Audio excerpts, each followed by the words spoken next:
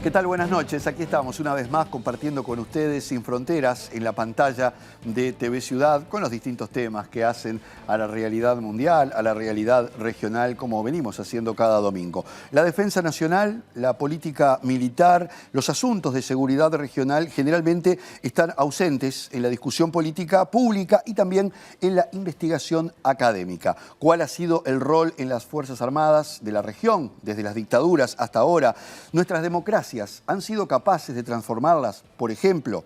¿Qué rol tienen hoy? ¿Cómo defenderían su soberanía los países que decidieran disolverlas? Son una de las tantas interrogantes que nos vamos a plantear esta noche aquí en Sin Fronteras.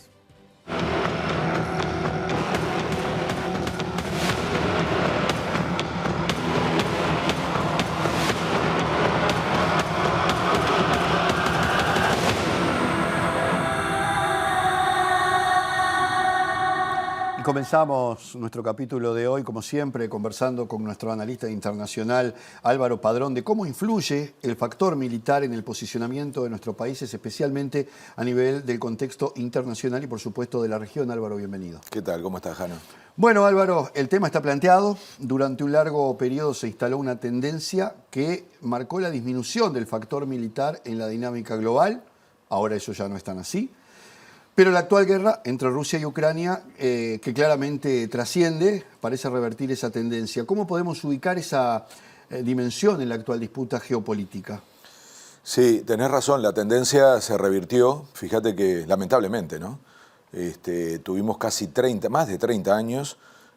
Básicamente fue el final de la Guerra Fría, que empieza un declive de lo que gastan los países, los estados, en la industria militar. Y eso era una muy buena cosa, porque no era que no hubiera conflictos, ¿no? Hemos discutido mucho eso aquí en el programa, de que la guerra de Ucrania y Rusia no es un conflicto que sea único.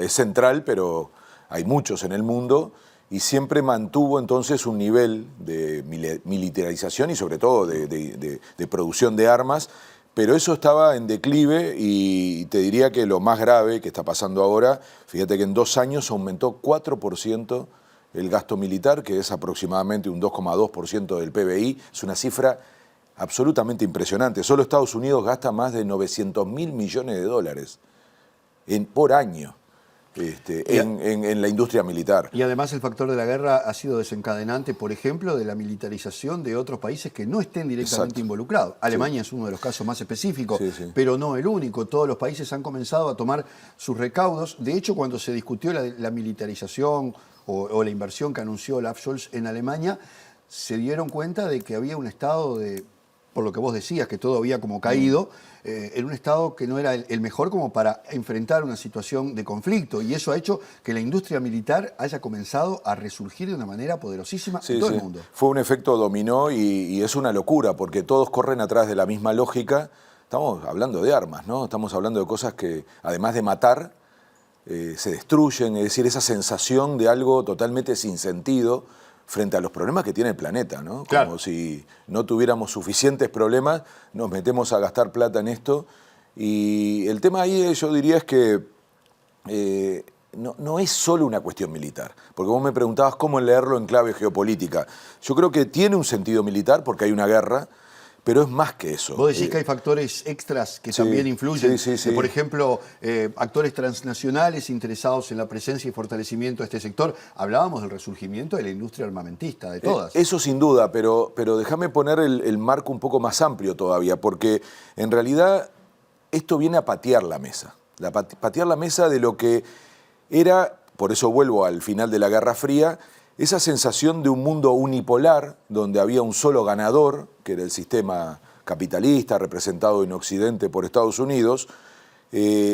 Todo eso parecía, bueno, Fukuyama llegó a hablar, ¿no?, del fin de la historia, de las ideologías. Sin embargo, empieza a pasar algo que nadie esperaba, mucho menos ellos, que es el crecimiento de un país como China, la China comunista además, con las reglas de juego que habían surgido al final de la Guerra Fría. Entonces, libre comercio, globalización, apertura, no había grandes conflictos militares y sin embargo esa, entre comillas, guerra la empieza a ganar China en lo productivo, en lo comercial, en lo tecnológico y se pateó la mesa. La guerra viene a patear la mesa, viene a romper ese esquema de reglas, porque repito, en ese esquema de reglas, durante 30 años China ganaba todas las batallas. Y entonces se genera una disrupción que justo tiene un componente en donde China no es hegemónica, que es en la capacidad militar. Y sí lo es Estados Unidos. Estados Unidos sigue siendo, aun cuando haya perdido peso en todas las demás dimensiones, sigue siendo la potencia militar por excelencia. Tiene como único organismo que controla hoy la OTAN, y si te pones a mirar, todo eso se pone en juego a partir del conflicto actual entre Ucrania y Rusia, que como vos decías, trasciende ampliamente a esos países, aunque nadie habla de una guerra mundial, tiene una escala de jugadores mundiales. Entonces, en esa dinámica, que es un recurso viejo, porque lo militar es un recurso viejo, pero siempre muy útil. Y Estados Unidos lo coloca sobre la mesa y está funcionando, porque si vos observás, nosotros pasamos a hablar de un protagonismo de Estados Unidos que hace 5, 4 años no había. Y entonces ese protagonismo que lo sufre sobre todo Europa, porque Europa pasa a ser mucho más dependiente de Estados Unidos a partir de la guerra de lo que era en los últimos 20 años. Perdón, es como se dice popularmente, una carambola a 3 bandas. Sí, es que tiene mucho de estratégico esto. Y por lo tanto, yo insisto mucho, esto pasó a ser un tema central, vivimos hablando de la guerra, por más que a veces se desplaza de la agenda, pero está omnipresente, nadie puede no estar pensando en la guerra cuando piensa en geopolítica, pero no es un asunto solo militar. Repito, esto le permitió a Estados Unidos volver a tener una capacidad de influencia. Por eso, cuando pensemos en las soluciones para la guerra, no miremos solo a Rusia y Ucrania, sino miremos a la jugada geopolítica global, particularmente a China, a Estados Unidos con Europa, finalmente a la OTAN, China y Rusia, para ver por dónde tendría una solución. Pero mencionaba a los actores, y eso también es un asunto clave, porque no son solo los estados. Lo que yo acabo de decir básicamente es una disputa de estados, ¿no? La famosa disputa, digamos, geopolítica o de transición hegemónica de no perder el poder Occidente vía Estados Unidos y no dejar que lo adquiera Oriente con China. Bueno, en esa disputa también aparecen otros actores transnacionales y yo creo que nombraste el clave, que es histórico como nombre, complejo industrial militar. Esto no es un invento, digamos, de nadie de la oposición a Estados Unidos. Lo inventa el propio gobierno norteamericano, fundamentalmente en la década del 50, lo caracteriza así porque lo transforma en el corazón industrial tecnológico de su país. Entonces, ese complejo venía en declive en muchos sentidos, pero fundamentalmente en materia de recursos económicos. Las guerritas regionales no lo alimentaban. No alcanzaba. Entonces, frente a esa pérdida de protagonismo, ¿cuál es el combustible? Las guerras.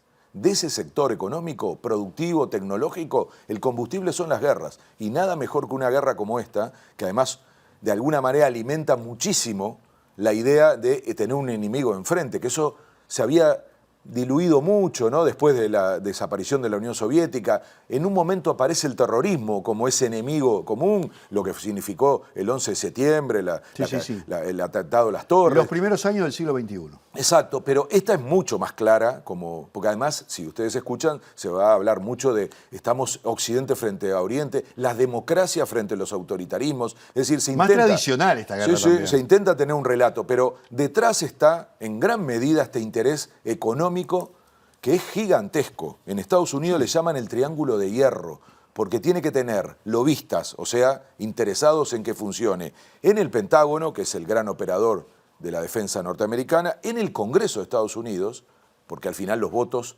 para el presupuesto salen de ahí, y en el propio gobierno. Por eso le llaman triángulo de hierro, porque es el triángulo que al final defiende a la propia estructura, a ese complejo industrial militar, que Eisenhower, que fue el presidente norteamericano que lo definió con más claridad, cuando se iba, año 61, miren la frase, ¿no?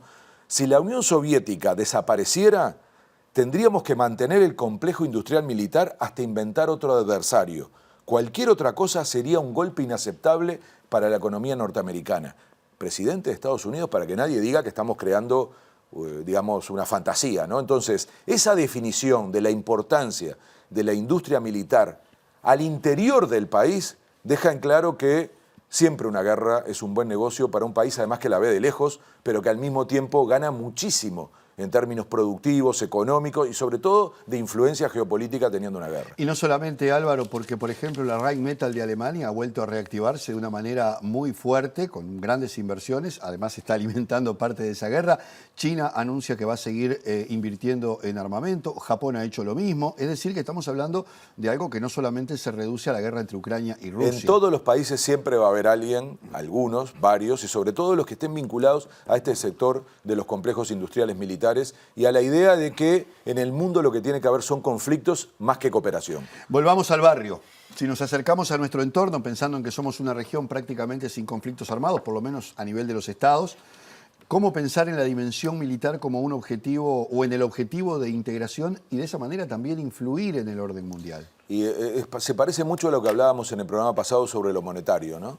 La única forma de pensarse es pensarse en conjunto. O sea, nuestra región no tiene capacidad de peso propio si no lo hace de manera compartida. Tampoco militar. En lo militar quizás está más todavía. ¿Por qué? Porque es donde se necesita una inversión que normalmente cuesta mucho en regiones tan pobres como la nuestra. Es bastante natural discutir en nuestra región que hay otras prioridades. Por lo tanto, este factor va a estar siempre en discusión política, lo está en Uruguay, lo está en toda la región, incluso hay experiencias en América Latina, lo vamos a ver en el último bloque, de países sin ejército. Entonces, esta es una discusión que cambiaría radicalmente si la pensáramos en clave regional. Y la pregunta que hay que hacerse es, ¿por qué nunca se hizo? Y entonces te vas a encontrar con dos grandes argumentos, que siempre fueron además, de alguna manera, las hipótesis que justificaban por qué tener estrategias de defensa, ejército, gastar en lo militar. La primera era los conflictos entre nosotros. Y funcionó mucho tiempo esa idea. Entre Brasil y Argentina fue increíble. Incluso el Mercosur en el 91 tiene un componente muy fuerte. El año anterior, discusiones entre Alfonsín y Sarney, diciendo esto supera definitivamente la teoría de un posible conflicto entre Brasil y Argentina. Entonces, la integración tiene ese componente. Y esa hipótesis de conflicto alimentaba la idea que los ejércitos se tenían que desarrollar sobre todo con la lógica de las fronteras, para el enemigo de la región. Después vino una historia peor, ¿no? Que es la de las dictaduras, que era la idea, ahí con una gran impronta norteamericana, de lo que había que enfrentar era el enemigo externo vinculado a, digamos, la subversión o al comunismo internacional. Eso también generó una razón, una hipótesis, una justificación para esta lógica de tener sistemas de defensa. Yo creo que ahora hay que cambiar el paradigma. Es un buen momento para un debate que está asociado al momento en que la región discute nuevos horizontes de integración. Y la pregunta sería, ¿qué tenemos que defender? ¿Qué nos toca defender en este momento y qué nos tocaría defender en conjunto? Te lo respondo, sí. Los recursos naturales. Exacto. Después podemos encontrar un montón de razones más, cómo enfrentar el crimen organizado, qué pasa con las migraciones que tienen que tener también un esquema en donde esté acompañado por lo que significa sobre todo seguridad y defensa. Pero yo te digo, el centro de una hipótesis nueva, de un paradigma nuevo de defensa de la región, es defendernos frente a la agresión y sobre todo a quienes vengan por nuestros recursos naturales. Y a eso sí que puede dar una nueva escala a una estrategia compartida de defensa, si además le agregamos un cambio conceptual que rompería sobre todo con esos supuestos nacionalistas que tuvimos hasta ahora en materia de defensa, que es la idea de la soberanía. Hay que pensar muy bien la soberanía en esta etapa del mundo. ¿Qué soberanía nos queda? Esa es la pregunta. Cuando uno dice, yo tengo un ejército o tengo diferentes formas de defensa para defender mi soberanía, la primera pregunta es, ¿qué soberanía nos queda? Y si nos queda poca soberanía, pero queremos recuperar soberanía, de vuelta la respuesta a la región. Tener una soberanía compartida, algo que nunca nos hemos planteado. ¿Cómo compartir soberanía, por ejemplo, con recursos naturales? El acuífero guaraní nunca lo vamos a defender o cuidar cada uno por separado. La Amazonia, que tiene 9 países detrás, es decir, esos recursos que son los recursos que hay que cuidar ahora. Los recursos del litio. El litio. Eso se defiende con una soberanía compartida, porque lo que estamos buscando no es defendernos de un ataque militar. Lo que estamos buscando es defendernos para tener la soberanía sobre nuestros propios recursos naturales. Entonces, ese nuevo paradigma tiene que tener los dos componentes, la idea de compartirlo en términos del esfuerzo de defensa y la idea de cambiar el concepto de soberanía, que es un concepto muy vinculado a lo militar, a esa idea de patria, a esa idea de nación, y que si vamos logrando escalarla a otro nivel, va a tener mucho más sentido. Vamos a hablar de qué antecedentes existen en la coordinación de esas capacidades. A mí me vino a la mente siempre el tema del TIAR cuando se planteó por primera vez durante la Guerra de las Malvinas, que en definitiva no funcionó y hubo un solo país que respondió en aquel momento, Argentina, que fue Perú. No nos olvidemos, en el apoyo, digamos, desde el punto de vista militar. ¿Está en el radar de la política común en este momento ese aspecto? Algo. Perdió un poco de peso. Yo te diría que hay un antecedente, no, lo del TIAR está muy bien que lo hayas nombrado porque se supone que era para eso, ¿no? Para tener una respuesta común. Y no funcionó porque la lógica de la geopolítica hizo que Estados Unidos priorizara su vínculo con de la OTAN, el Tratado del Atlántico Norte. Ahora, el antecedente que quería mencionar es el Plan Cóndor. Es decir, ahí funcionó. Una coordinación muy poco institucionalizada, pero que en un programa la tratamos y es un tema ya digamos, de aceptación histórica e institucional que hubo una coordinación. Más reciente yo te diría que la experiencia quizá quedó muy en la retórica, ¿no? y tenía mucha ambición. La aprobación en UNASUR, UNASUR se crea en mayo del 2008 y en diciembre del 2008 se crea el Consejo de Defensa Sudamericano. Consejo de Defensa Sudamericano, y que tenía como objetivo crear un sistema de defensa regional. Hubo reuniones, se llegó a ciertos acuerdos, pero finalmente, junto con todo el paquete de UNASUR, desapareció. Ahora apareció, ¿se acuerdan cuando repasamos el retiro en Brasilia, ¿no? Este último encuentro que convocó Lula? Aparece una cierta referencia muy genérica. Hay que ver si se dieron 120 días para tener una hoja de ruta. Si se retoma esta idea, yo creo que no se va a retomar con la institucionalidad tal como se dio en UNASUR, porque está en discusión incluso si se va a llamar así esta nueva etapa de integración, yo creo que no, y seguramente estos temas no tengan esa precisión y esa potencia que tuvieron en aquel momento, pero yo no tengo duda, Jano, que esta dimensión tiene que estar en el horizonte de un proceso profundo de integración. Los otros días hablamos, repito, lo del asunto monetario que también está lejano. Nadie dice que vamos a tener una moneda única a corto plazo, pero es imposible pensar que la región quiera influir más en el concierto internacional y no esté discutiendo parte de ese desafío de disputar la moneda en el mundo. Bueno, lo mismo va a pasar con lo militar. No para que estemos pensando en ser una potencia militar, porque somos un continente de paz y eso es muy valioso, pero sí para pensar un paradigma nuevo de defensa de nuestra identidad, de nuestros intereses y finalmente, digo, de nuestros recursos naturales. Hasta ahora hay 3 ejércitos nomás que a mi criterio han mantenido el pulso militar propiamente dicho. Uno es Brasil, por supuesto, otro es Chile y otro es Colombia por imperio de las circunstancias que ha vivido una guerra permanente. Y por su vínculo con Estados Unidos. Y por su vínculo con Estados Unidos siendo el socio principal. Pero Uruguay, por ejemplo. ¿Cómo imaginar en este contexto el rol de las Fuerzas Armadas, en particular la conexión política internacional del Uruguay? Sí, voy a ir por esto último que decías, porque bueno, vamos a tener ahora en el segundo bloque a un experto uruguayo y este es un debate complejo en Uruguay, ¿no? Yo por eso trato de darle desde la perspectiva de la conexión con la política internacional. A mí me parece que es lo que decíamos recién, la mirada sobre la defensa en Uruguay, sobre lo que significa tener una capacidad militar, pensar en la soberanía, tiene que ser en clave regional. Porque nosotros no tenemos hipótesis de conflicto con nuestra región, tenemos hipótesis de conflicto con otros actores transnacionales, con otros riesgos que ya no son una guerra en la región. Entonces, yo creo que tendríamos que tener una capacidad de ser parte de una construcción de algo nuevo. También está el viejo tema de la reconfiguración de las Fuerzas Armadas uruguayas. ¿Con qué sentido, con qué finalidad y si lo que hoy es su estructura sirve para algo en caso de cualquier conflicto? Todo ¿no? eso, segundo bloque, seguro, Julián va a poder hablar en profundidad. A mí me molesta que esto parezca solo un tema nacional. Por eso insisto, y es el papel que me toca en esta mesa, tratar de conectarlo con la política internacional, empezando con la región. Yo creo que tiene sentido en la medida que lo pensemos en cooperación, en coordinación con la región, porque es la única forma que sea efectivo. Ya nos está pasando, hemos tenido situaciones dramáticas, ¿no? De tener que cuidar el tema de la pesca y requerir, entre otras cosas, de una lancha norteamericana. Entonces, hay un asunto que lo tenemos que tratar porque lo que no hagamos nosotros lo va a venir a hacer otro. Y cuidado con creer que una cosa se separa de la otra. Por ejemplo, decisiones geopolíticas o comerciales o tratados que querramos impulsar y que luego nos encontremos con que conecta con algunas cuestiones de defensa, no tanto de nuestra perspectiva, sino de las potencias centrales. Nos ocurrió con Estados Unidos. Cuando estábamos discutiendo la compra de 2 fragatas, no sé, patrulleras navales y la primera hipótesis era que se la comprábamos a China. Además era el momento en que estábamos en esa especie de fantasía de firmar un TLC con China.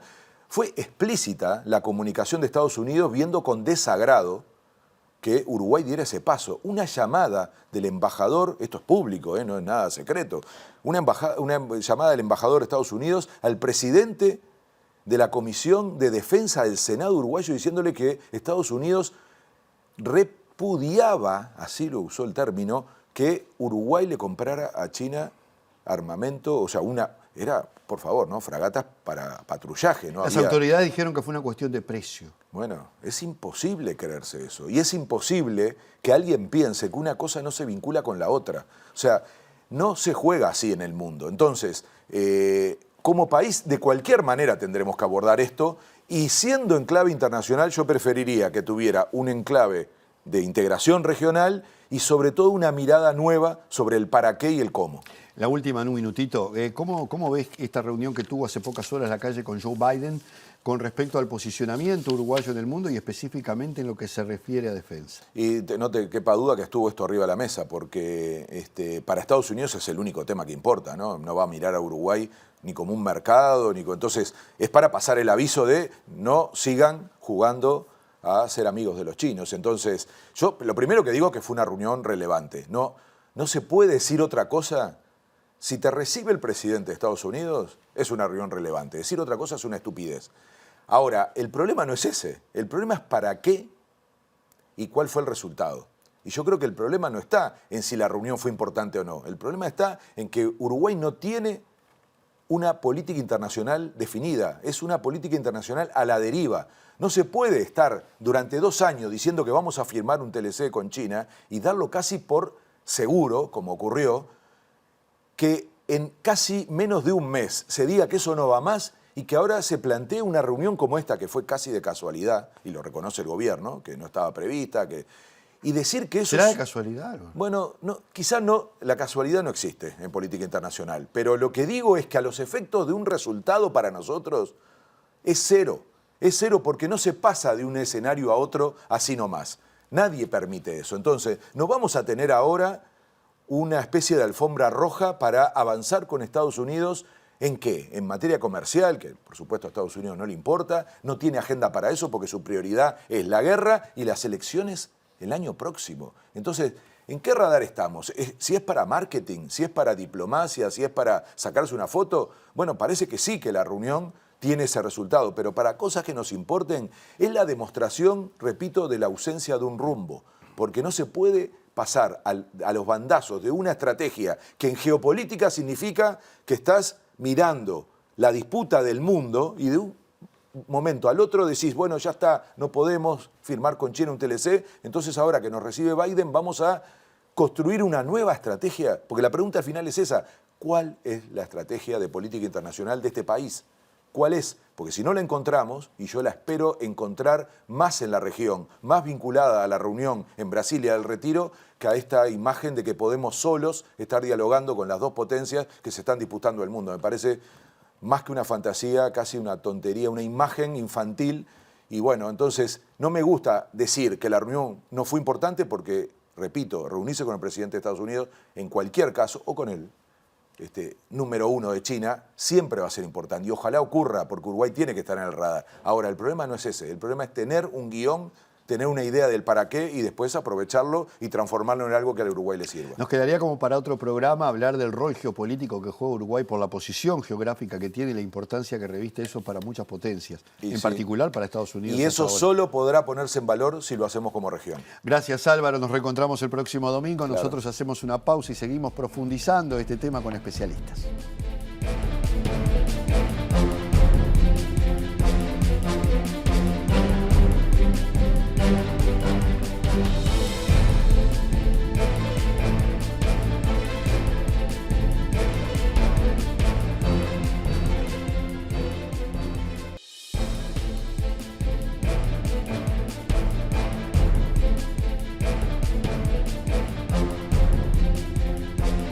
Bien, y para profundizar más sobre este tema, ir más a lo específico, dialogamos sobre la política militar y los asuntos de seguridad nacional de la región con un especialista uruguayo, el doctor en ciencia política Julián González Guyer.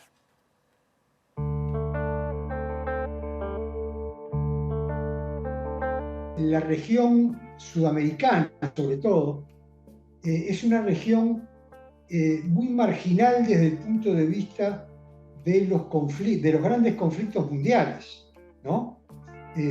Nosotros, por suerte, estamos como por fuera de los grandes conflictos mundiales, y es una región, además, relativamente pacífica en términos de relaciones interestatales. Es decir, así como somos una región muy violenta, muy desigual y muy violenta en lo doméstico de cada uno de los países, en la relación entre los países somos una región bastante pacífica si nos comparamos con otras regiones del mundo, Europa, Asia, África, y por lo tanto la defensa nacional es un tema que en esas condiciones no se le otorga una gran importancia, porque además tampoco tenemos en la región, salvo el caso de Brasil, en alguna medida Argentina y Chile, alguna cosa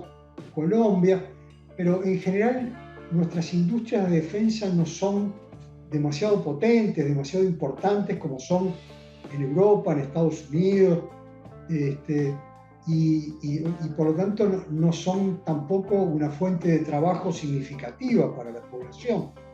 Entonces, este conjunto de elementos determinan de que la defensa nacional y la cuestión de las Fuerzas Armadas sean asuntos relativamente ausentes en la agenda. En realidad, su presencia en la agenda se vincula mucho más con los problemas que han quedado como herencia de las dictaduras, ¿no? Pero que en realidad estrictamente no refieren a la defensa nacional, refieren al tema de los derechos humanos, de la democracia, etcétera, etcétera. Bien, González Guyer analizó además el papel que cumplen hoy las Fuerzas Armadas en nuestra región y cuánto han cambiado sus objetivos teniendo en cuenta esos antecedentes, si han actualizado la doctrina precisamente con la que se formaban las nuevas generaciones de militares desde las últimas dictaduras hasta hoy.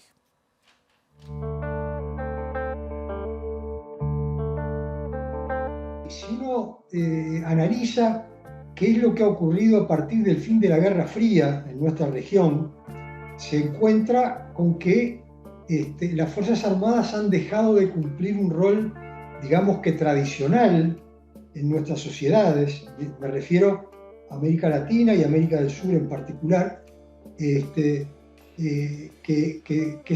digamos, son regiones en las que los militares durante toda la etapa de la Guerra Fría, incluso antes de la Guerra Fría, cumplieron un papel político muy fuerte, ¿no? Es decir, cada vez que había algún gobierno o ocurría alguna cosa que a los militares no les gustaba, o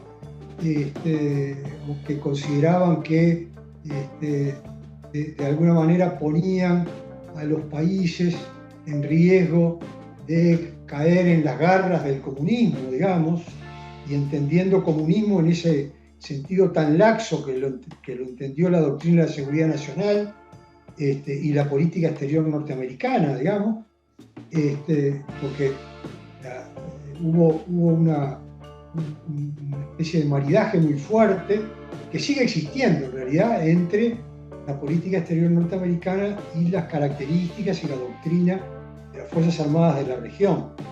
Entonces, a partir de que termina la Guerra Fría, desaparece el comunismo y entonces dejan de aparecer, las Fuerzas Armadas dejan de cumplir ese rol que habían cumplido durante la etapa de la Guerra Fría. Ahora, esto no quiere decir de que, digamos, la doctrina que se imparte a los jóvenes oficiales se haya modificado sustancialmente. ¿Qué quiero decir con esto? Las nuevas generaciones obviamente no participaron de los asesinatos, las torturas, las desapariciones, los golpes de Estado, ¿verdad? Eso es obvio por una cuestión de edad. Sin embargo, las nuevas generaciones siguen siendo formadas en la idea de que las Fuerzas Armadas de nuestra región, no me refiero solo a Uruguay, me refiero particularmente a los países del Cono Sur, sobre todo, digamos, actuaron correctamente y que quienes torturaron, asesinaron, desaparecieron gente, persiguieron a los ciudadanos, instauraron regímenes de terrorismo de Estado, cumplieron una labor loable, correcta, adecuada, y que por lo tanto no deben de ser culpabilizados, lo cual supone una cosa bastante complicada, porque bueno, si no pueden ser culpabilizados, juzgados y condenados quienes tuvieron ese papel en el pasado, si se llega a repetir el fenómeno en el futuro, tampoco los militares jóvenes actuales entienden de que eso vaya a estar mal. Hay un déficit desde el punto de vista de las democracias en la región, que si bien los militares ya no dan golpes de Estado, pero sin embargo los gobiernos democráticos han estado más bien omisos en lo que refiere a, digamos, reformar, cambiar la doctrina que rige a las Fuerzas Armadas, a la formación de los nuevos oficiales y a las características de las Fuerzas Armadas, que además en nuestra región, por lo que hablábamos al principio de todo, es decir, una región casi sin guerras, etcétera, etcétera, muy pacífica en términos interestatales, las Fuerzas Armadas han tenido siempre la tendencia a mirar hacia adentro en vez de mirar hacia afuera, cuando la defensa nacional refiere justamente al afuera. El académico compatriota González Guyer se refirió también a cómo podrían actuar las Fuerzas Armadas uruguayas hoy en caso de una agresión extranjera y la importancia que tienen en la custodia de la soberanía y los recursos del país.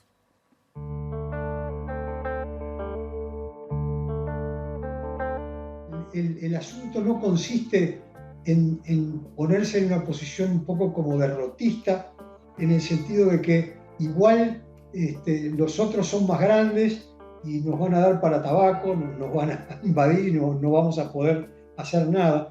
En realidad eso no es tan cierto.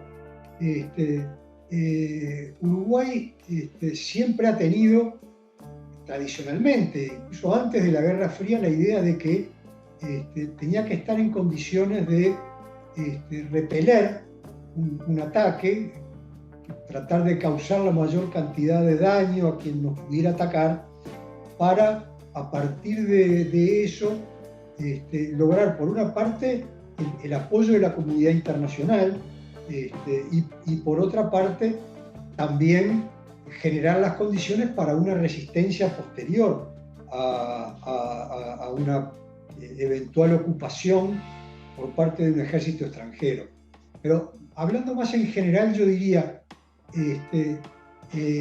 la soberanía de un país solo puede custodiarla ese mismo país, ese mismo Estado. Y es para eso que existen las Fuerzas Armadas. Si no lo hace ese mismo Estado, ese Estado va a tener que recurrir a otros socios para defender su soberanía. Hace poco anduvo un guardacosta norteamericano, supuestamente para defendernos de la pesca ilegal en el Atlántico Sur. Digamos, en realidad esa es una tarea que nos corresponde a nosotros y no a un guardacosta norteamericano. Costa Rica dependió del servicio de guardacostas norteamericanos durante muchísimos años para ejercer soberanía sobre sus aguas territoriales. Yo creo que esa no es una buena opción, y que lo que en todo caso debemos lograr es, digamos, con inteligencia, dedicar los pocos recursos que tenemos, no a gastarlos en pagarle unas Fuerzas Armadas muy numerosas, muy mal equipadas, sino tratar de repensar, digamos, para qué queremos las Fuerzas Armadas, establecer una estrategia militar inteligente de defensa en función de nuestras posibilidades, adquirir el material adecuado y el alcance de nuestras posibilidades. Obviamente esto supone hacer algún tipo, o supondría dedicar algunos recursos, sin duda, pero creo que la soberanía nacional vale la pena como valor para dedicarle recursos, obviamente no desmedidos, pero sí los recursos que sean necesarios para custodiarla adecuadamente, ¿no? Bien, escuchábamos al doctor en ciencia política, Julián González Guyer, que bueno, nos explicaba estos aspectos que tienen que ver con la situación del Uruguay, particularmente en relación a estos temas. Luego de la pausa vamos a ir a otro caso paradigmático en el continente para tratar de entenderlo. Hablamos de Costa Rica, un país que históricamente se ha destacado por no tener fuerzas armadas.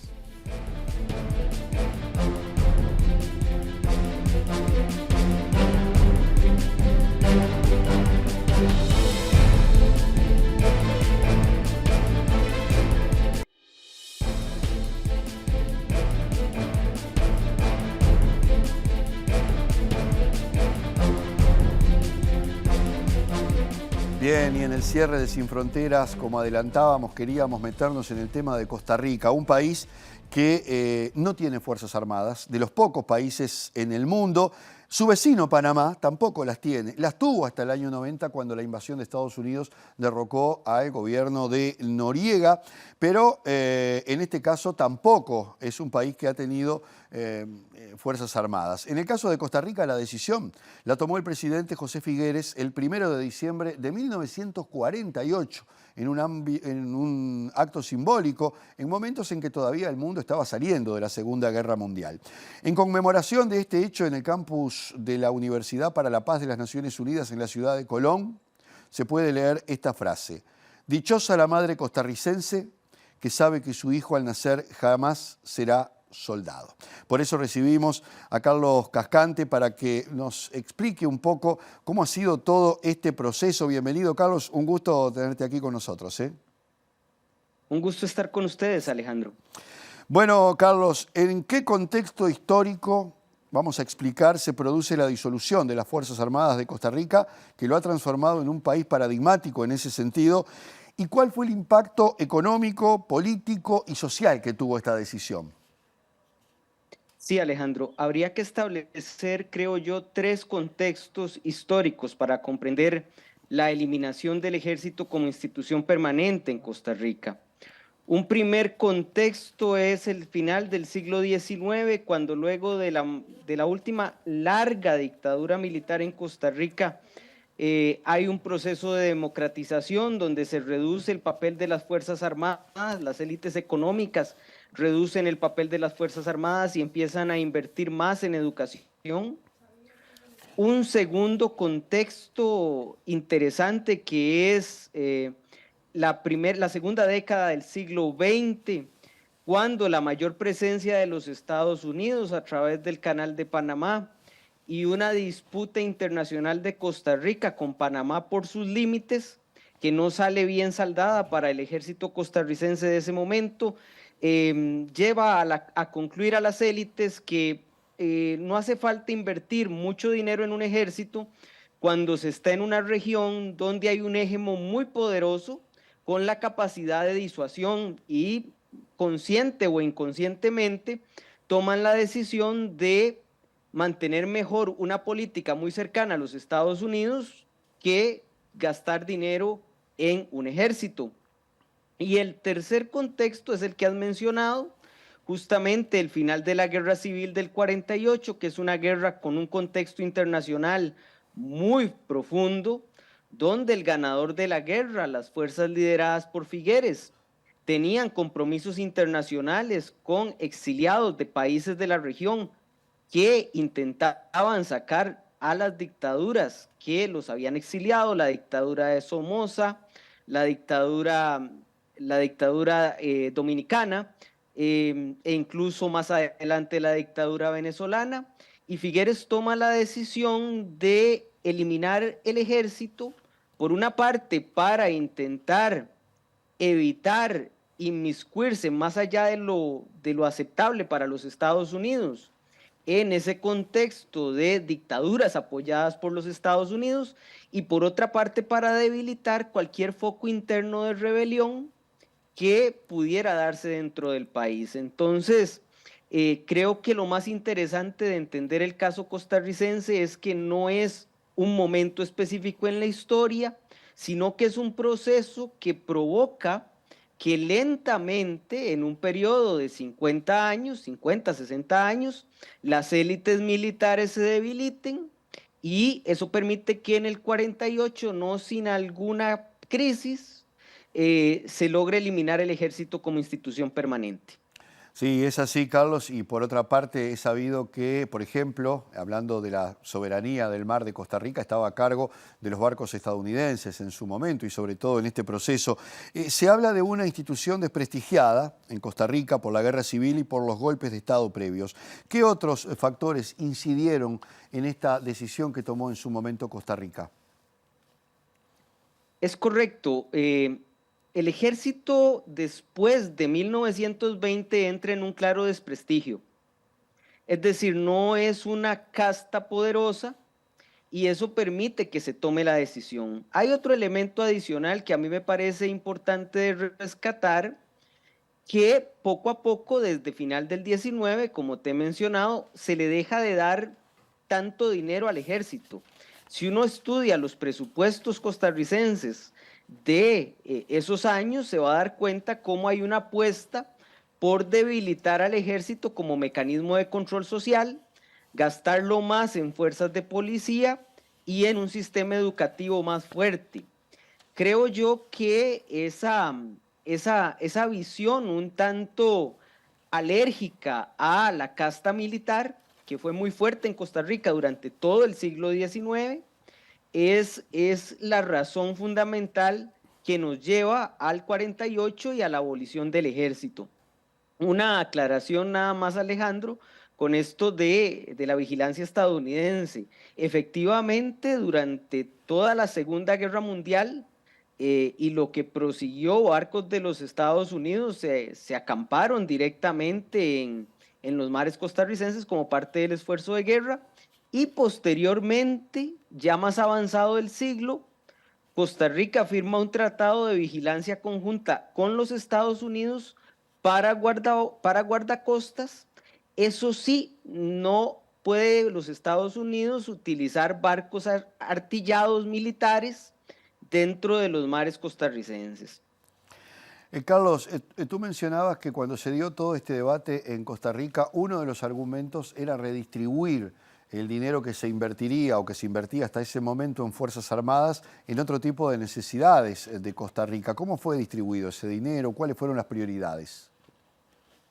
Sí, te comento. En general, no es una distribución que se da en el momento del 48.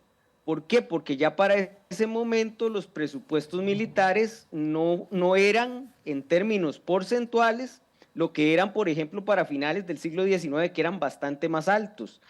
Y el último gran pico de gasto militar en Costa Rica se dará durante la última dictadura, la dictadura de los Tinoco, a finales de la primera década, perdón, a finales de la segunda década del siglo XX. Entonces, ¿cómo fue distribuyéndose el presupuesto?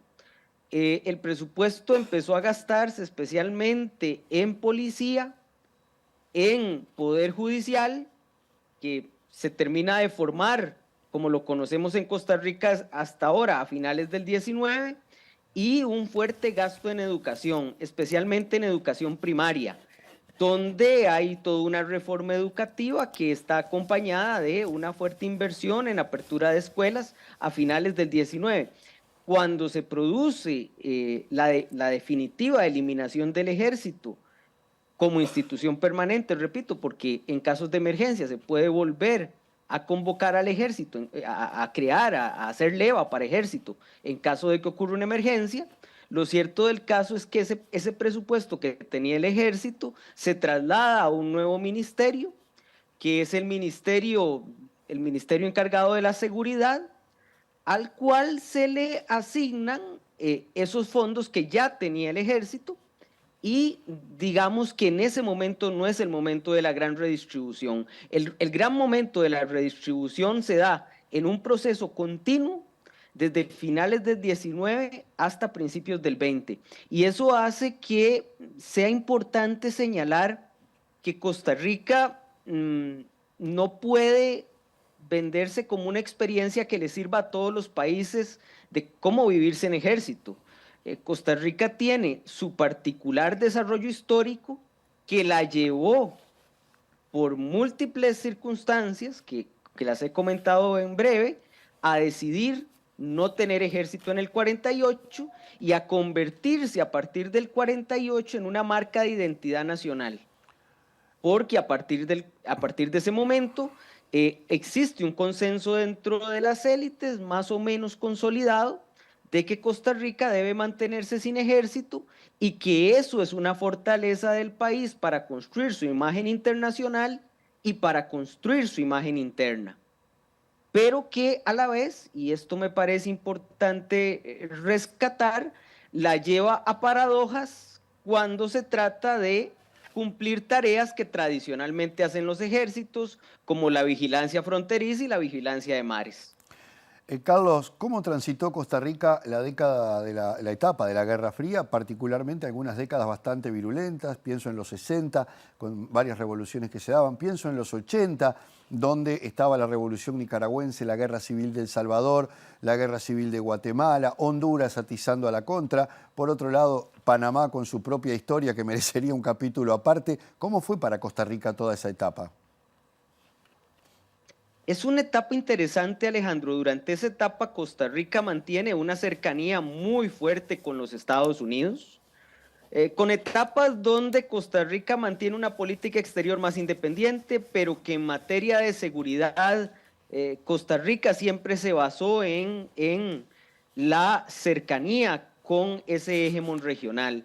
Hay etapas muchísimo más evidentes de ese predominio estadounidense, por ejemplo, la primera parte de la década de los 80, cuando en el esfuerzo de los Estados Unidos de la época de Reagan por desestabilizar el gobierno sandinista, Costa Rica pues presta el territorio incluso para el entrenamiento militar de la contra con especialistas estadounidenses. Entonces, Costa Rica creo que comprendió en una lógica muy realista y muy pragmática que la cercanía con los Estados Unidos reemplazaba la presencia del ejército. Por otra parte, no será, Alejandro, hasta finales de la década de los 90 que dentro del Ministerio de Seguridad Pública empieza una clara preocupación para lidiar con problemas que ya empiezan a ser muy evidentes después de la Guerra Fría, como el narcotráfico internacional, la trata de personas, y ahí es donde se empiezan a desarrollar dentro del Ministerio de Seguridad Pública unidades que tienen funciones muy claras de defensa y no solo de seguridad interna. Carlos, se habla mucho de Costa Rica como una isla en Centroamérica, se la compara muchas veces con Uruguay por su estabilidad institucional, un país que ha priorizado aspectos sociales muy fuertes como la educación, como la salud, y eso no solamente en el contexto de Centroamérica, sino a nivel de toda América Latina, la posiciona en un lugar muy ventajosa. ¿En qué medida influyó la ausencia de Fuerzas Armadas para esa, podríamos decir, entre comillas, armonía que ha vivido Costa Rica?